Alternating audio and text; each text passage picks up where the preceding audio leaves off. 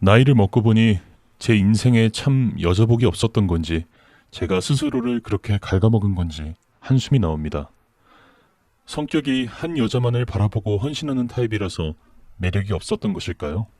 요즘 말로 헌신하며 살다 보면 헌신짝 되어 버려진다는 말이 있다고 하던데 그걸 듣고는 씁쓸하게 웃기도 했네요.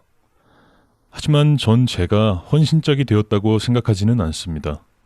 돌인지 다이아몬드인지 구분하는 사람을 아직 만나지 못했다고 생각하거든요. 저는 지금의 인생이 꽤 만족스럽고 이렇게 된 것이 결과적으로 쾌재였다는 걸 알게 되었기 때문입니다. 본론으로 들어가 저의 그 인생 이야기 해드려 보겠습니다. 남자들은 나이가 적던 많던 차를 굉장히 좋아합니다. 저도 그중 한 명이었고요. 어릴 때부터 성인이 되면 무조건 차와 관련된 일을 하자 싶었고 당시 이모부께서 중고차 상사를 하고 있었는데 그쪽에 한 번씩 놀러가고 하면서 제 꿈이 생겼던 것 같아요.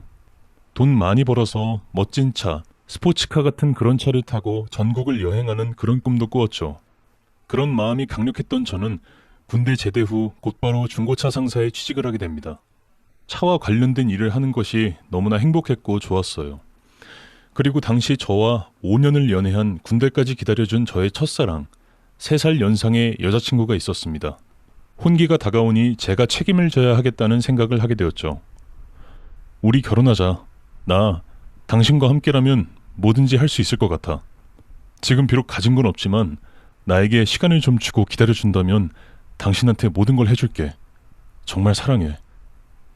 성진아, 사랑해. 우리 둘이서 한번 잘 살아보자. 지금 해왔던 것처럼 서로 응원하면서 이해해주며 살면 나도 자신 있어.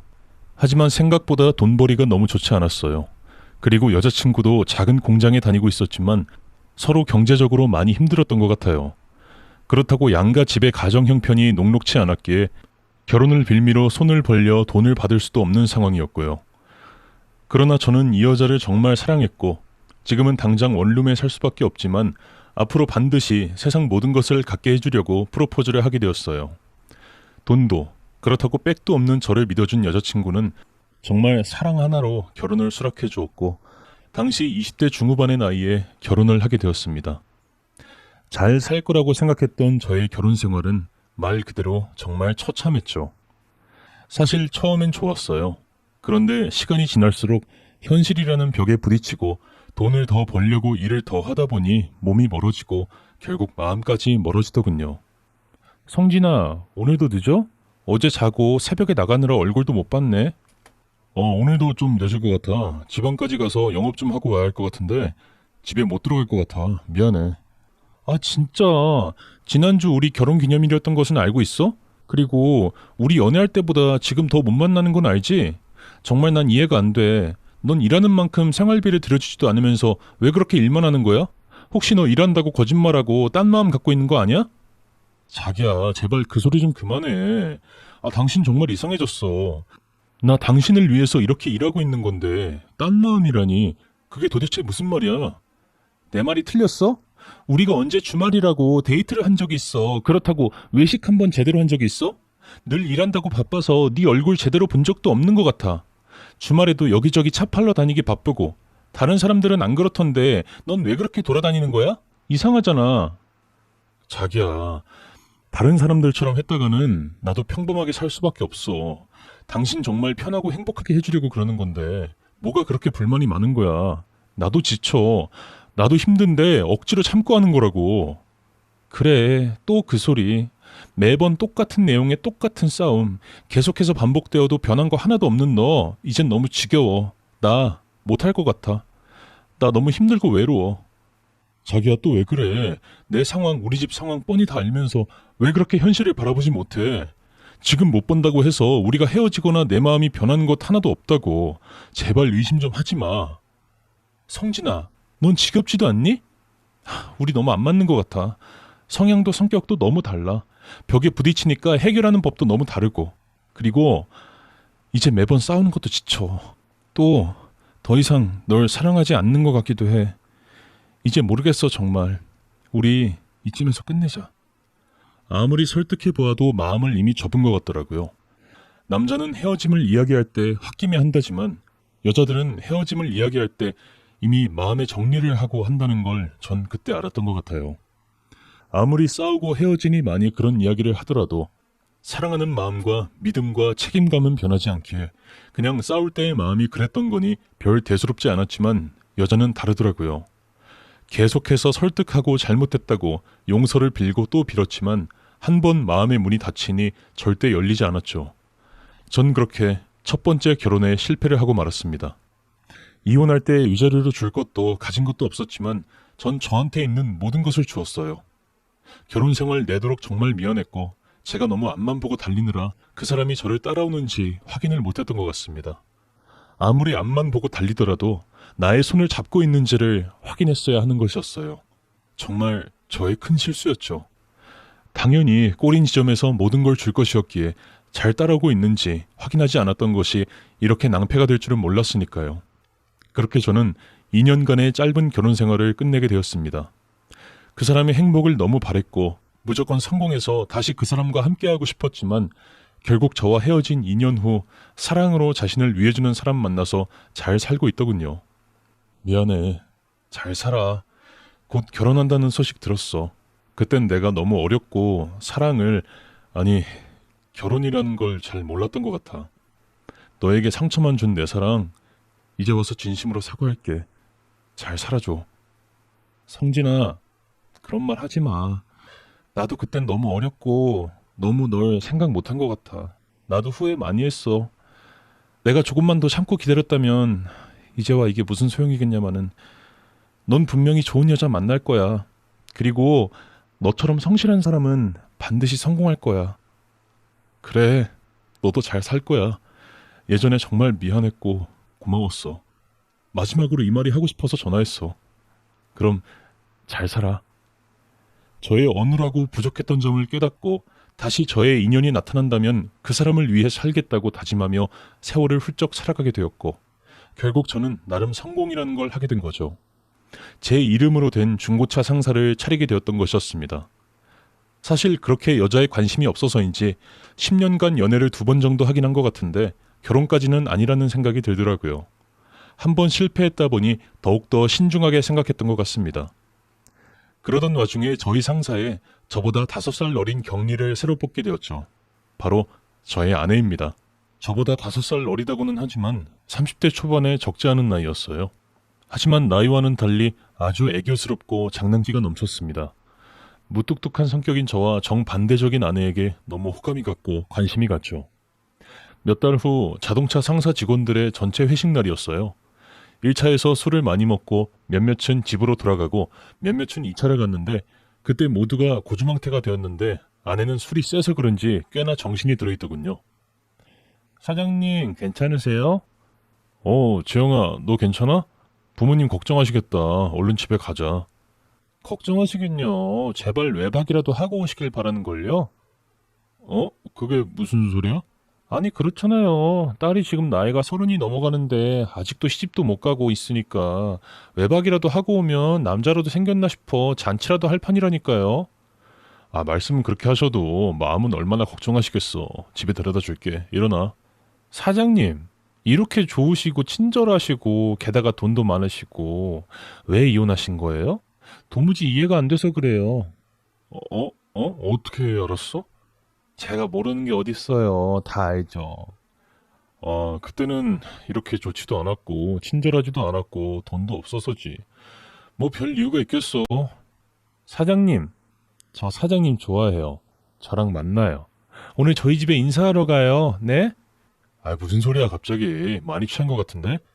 사장님도 저한테 관심 있으시잖아요. 저 다 알아요. 사실 몇 달간 일을 하면서 아내와 연인은 아니었지만 데이트도 하기도 했고 서로 애틋한 무언가 감정이 있긴 했습니다.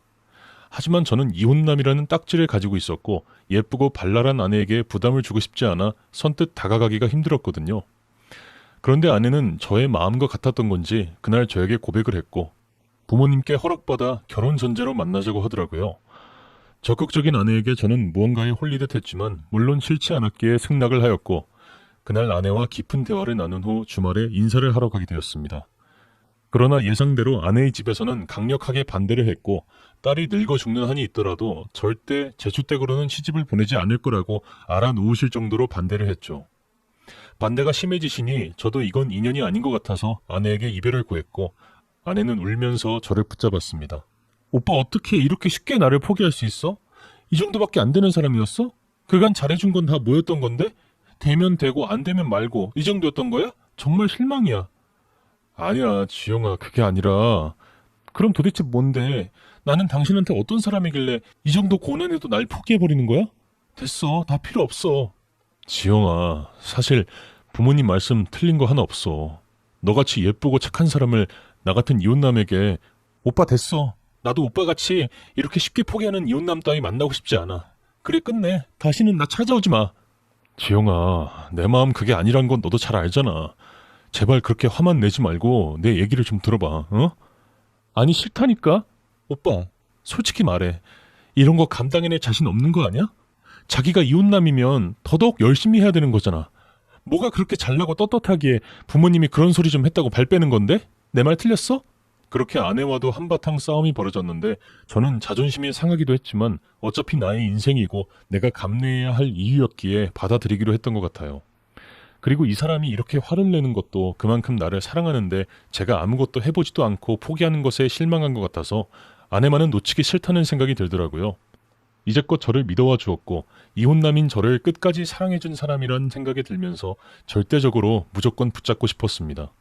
그래서 저는 아내를 붙잡았고 장인 장모님께 무릎을 꿇고 몇 날 며칠을 애원한 끝에 결국 결혼을 허락받을 수 있었죠. 그런데 이게 끝이 아니었습니다. 행복할 줄만 알았던 결혼 생활은 불행의 시작이었고 매일매일이 기가 막히더라고요. 평소에는 잘 지내다가도 부부싸움만 했다 하면 이혼남 이야기를 운운하며 저를 무시했으니까요. 당신 또 이혼하고 싶어서 이러는 거야? 그 전 부인한테도 이랬다면서 일만 하고 매일 외롭게 뒀다면서? 무슨 말에 그렇게 해. 평일에는 그래도 일을 나가야지. 주말에는 무조건 당신이랑 여행도 가고 했잖아. 아니 내가 다른 날도 아니고 우리 결혼 1주년인데 그거 하나 못 해줘? 그게 평일인데 나보고 어쩌라고. 내가 날짜를 바꿔? 언제는 나보고 결혼만 해주면 충성을 다하면서 살겠다며. 고맙다고 머리까지 숙일 땐 언제고. 이제 와서 이렇게 소홀할 거면 이혼해. 자기야 왜 또 그 소리야. 아 몰라. 나 요즘 속도 안 좋고 민감하다고. 그러니까 좀 잘해. 더 잘하란 말이야. 아 진짜 짜증나. 아내는 날이 갈수록 짜증과 무시가 점점 더 심해졌고 저에게 이대로 결혼을 이어가야 되나 하는 생각까지 들게 할 정도로 도가 지나치기 시작했습니다. 저렇게 힘들어하고 후회를 하는데 이 생활을 평생 동안 이어가야 하는 것이 의미가 있겠나 싶었기 때문이었죠. 하지만 저는 참고 노력했습니다. 하늘도 저의 노력을 인정해 준 건지 아내는 임신을 하게 되었던 거였죠. 임신을 했기에 더욱더 조심스럽게 살았고 아내가 원하는 모든 것을 하며 100% 아내에게 전부 맞추어 주었습니다. 부족한 것이 1도 느껴지지 않을 만큼 일거수일투족을 지원해 주었어요. 여보, 나 경주에 파는 경주빵 먹고 싶어. 그게 정말 맛있다고 텔레비전에서 나오는데 너무 먹고 싶어. 그래 알았어. 당장 경주 갔다 올게. 여보, 나 제주도 갈치가 그렇게 맛있다는데 나 갈치. 알았어. 여보, 강원도에 밀면 먹고 싶어. 텔레비전에 나오는데 강원도는 너무 힘들겠지? 아니야, 당연히 갔다 와야지. 여보, 대구의 딸기 케이크가 그렇게 유명하다던데?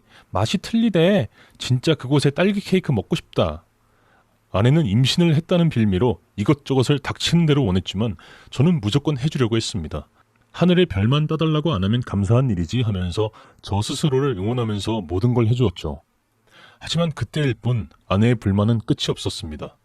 그래도 살아가게 되는 것이 인생이라는 게 맞는 말처럼 아이 둘을 낳았고 세월이 흘러 상처에도 무뎌지게 되었죠.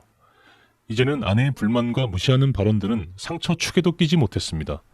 저는 자존감도 무너져 아내가 말하는 그런 쓰레기인 채로 살았던 것 같아요. 무려 25년을요. 나이가 들어도 아내의 불만은 끝이 없었고 아이들도 부부싸움을 자주 하는 그 모습이 싫었던 건지 유학을 보내달라고 하더라고요. 아이들은 그렇게 유학을 보냈고 아내와 전 소 닭 보는 듯한 가정을 근근히 이어가게 되었습니다. 그런데 아내가 갑자기 청천벽력 같은 황당하고 어이가 없는 말을 하더라고요. 우리 이혼해. 지금까지 살아왔으면 됐잖아. 아이들도 이제 다 키웠고 요즘 황혼 이혼이라는 거 들어봤지? 또 무슨 소리야. 요즘 잠잠하다 싶더니 또 무슨 바람이 불었길래 나이 60이 넘어서 그런 말을 해. 이제 그만할 때도 되지 않았어? 뭐 그만? 평생을 당신 제치자리로 살았는데 나도 서로가 첫사랑인 남자랑 살고 싶다고. 당신은 살아봤잖아. 그 잘난 첫사랑이랑 결혼해봤잖아. 난 뭔데? 어딜 가나 떳떳하지도 못하고 늘 창피했다고. 뭐? 당신 말이면 단 줄 알아? 당신 친구들 중에서도 주위 사람들 중에서도 당신처럼 돈 많이 쓰고 잘 사는 사람 없어. 늘 외제차에 백화점 VIP까지 전부 누리고 살았으면서 평생을 창피해? 어떻게 그런 말을 해? 보기 겨운 거야? 제발 정신 좀 차려. 애들 보기에 창피하지도 않아? 아니, 전혀 그런 거 없는데? 오히려 내 인생이 불쌍해. 애들도 분명히 이해할 거야. 나는 억울해. 나도 첫사랑이랑 살고 싶다고. 갑자기 무슨 첫사랑 타령인가 싶어서 의아해하고 있었는데 알고 보니 요 몇 달 아내가 운동삼아 댄스 학원에 다니고 있었다고 하더라고요.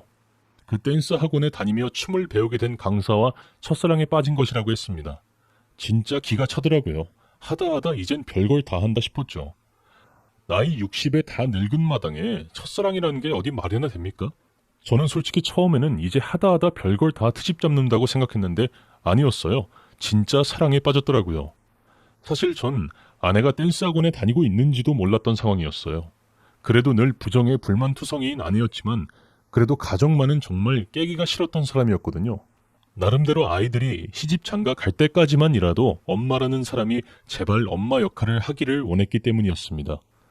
그런데 무슨 댄스 학원 강사와 사랑에 빠져서 이혼을 한다니요? 말도 안 되는 소리였죠. 그렇게 전 댄스 학원의 강사를 만나 어떻게 된 건지 진짜로 맞는 건지 이야기라도 해보려고 찾아가게 되었는데 댄스 학원 간판을 보고 저는 깜짝 놀랐습니다. 왜냐하면 제가 알던 사람이었기 때문이었죠. 정말 기가 찰 노릇이었습니다. 그 댄스 학원 강사라는 사람은 40대의 젊은 나이로 우리 자동차 상사 단골 손님이었고 그 중에서도 비싼 외제차만 구입하는 VIP였기 때문입니다. 그런데 사실 그 알맹이는 매번 자신보다 나이 많은 여자들을 바꿔가면서 차를 선물 받는 사람이었고 이쪽 업계에서는 꽃뱀이라고 유명할 정도로 통하는 사람이었으니 내 아내도 이 사람에게 당했나 하며 허탈하기까지 하더군요. 심지어 그 여자들은 대부분 사업을 하고 있다거나 배우자가 사망 후 유산을 많이 받으신 분, 금은방을 하는 과부 등등 보통 사람들이 만나기 힘든 돈 많은 그런 부류의 여자들이었죠. 한 번은 그 꽃뱀 댄스 강사를 담당하여 차를 구해줬던 저희 직원 중 한 명이 짓궂은 질문을 한 적이 있었어요. 형님, 정말 대단하십니다. 이번에 이 차 같은 경우에는 전국에서도 보기 힘든 매물인데 이걸 소식 듣자마자 오시다니 존경스럽습니다. 또 왜 그러실까? 다 알면서. 형님이 물론 외모도 준수하시고 능력자이신 건 알지만 정말 부럽습니다. 뭐 비결이라도 있으십니까? 비결은 무슨, 진심으로 대하면 되는 거지. 난 그 순간만큼은 진정한 사랑이야. 아, 물론 1년은 절대 넘어선 안 돼. 매달리면 골치 아프거든.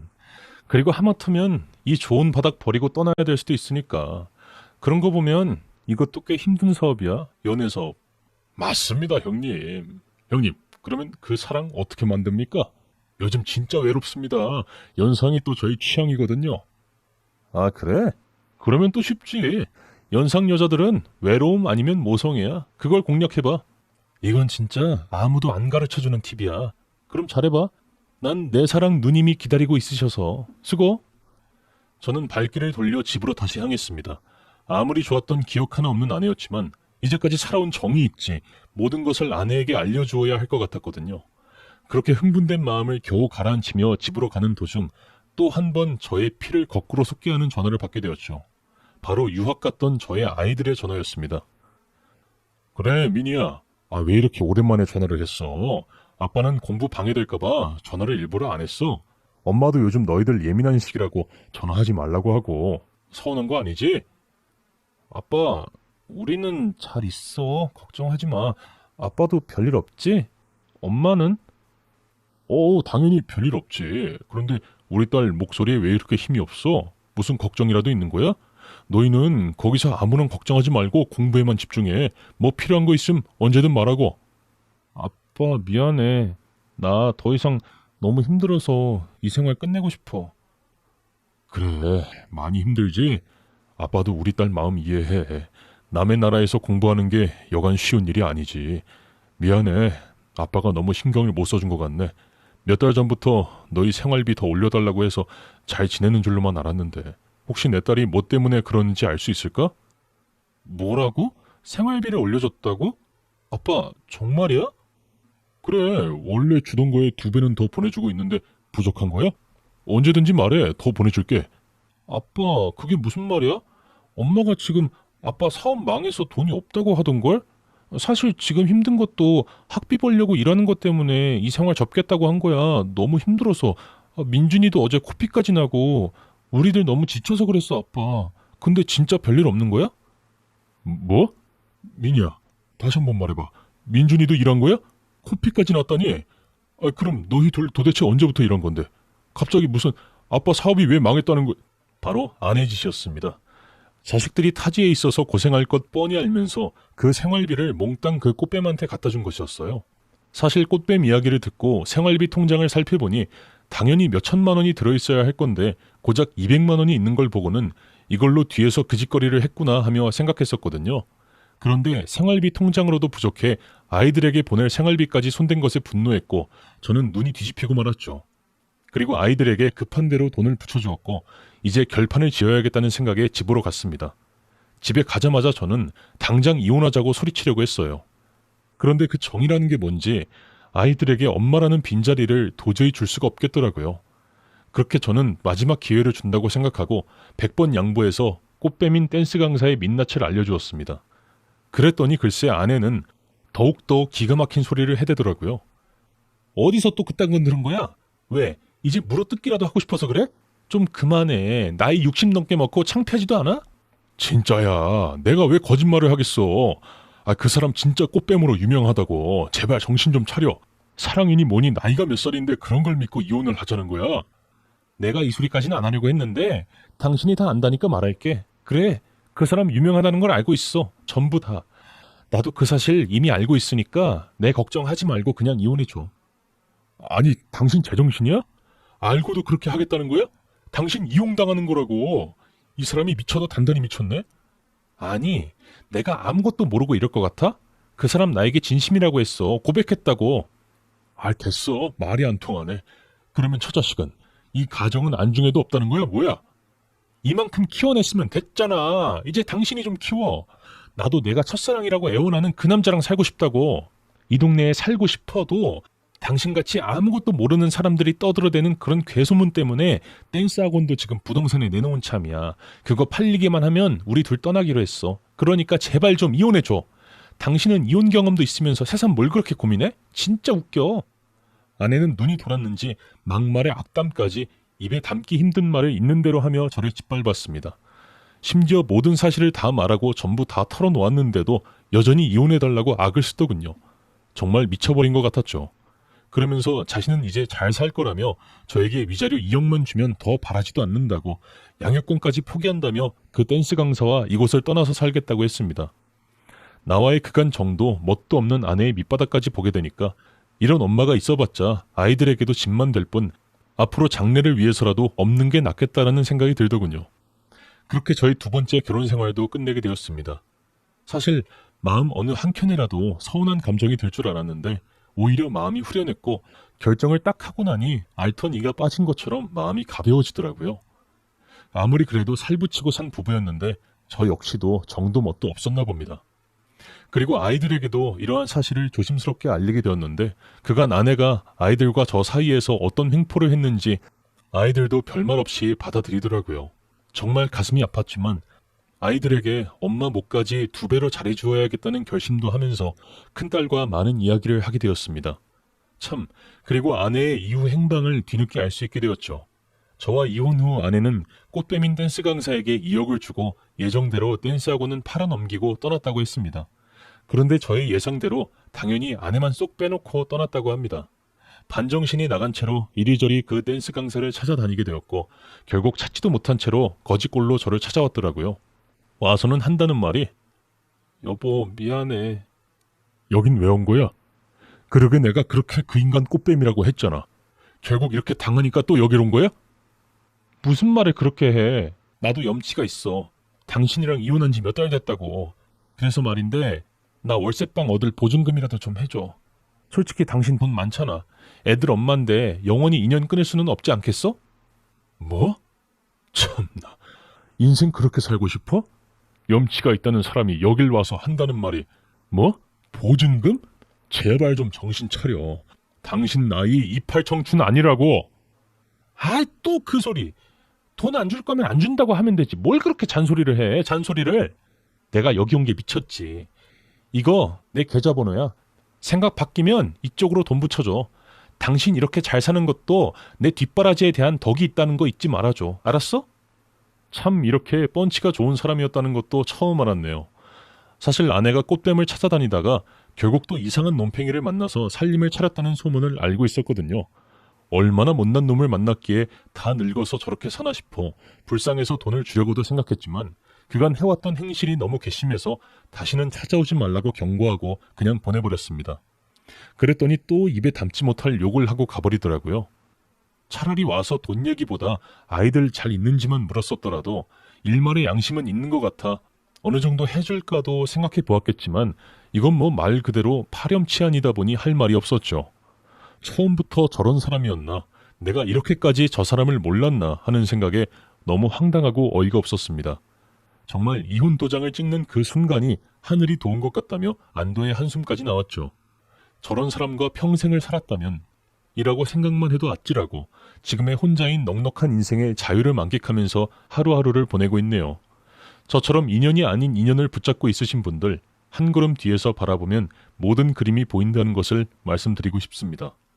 이미 전 늦은 걸지도 모르겠지만 인생은 살아봐야 안다고 하잖아요. 저는 제 선택에 후회 없고 남은 여생을 행복하고 재미나게 살려고 합니다. 다음 주면 아이들 방학인데 여행도 가고 실컷 힐링하는 시간 가지려고 하네요.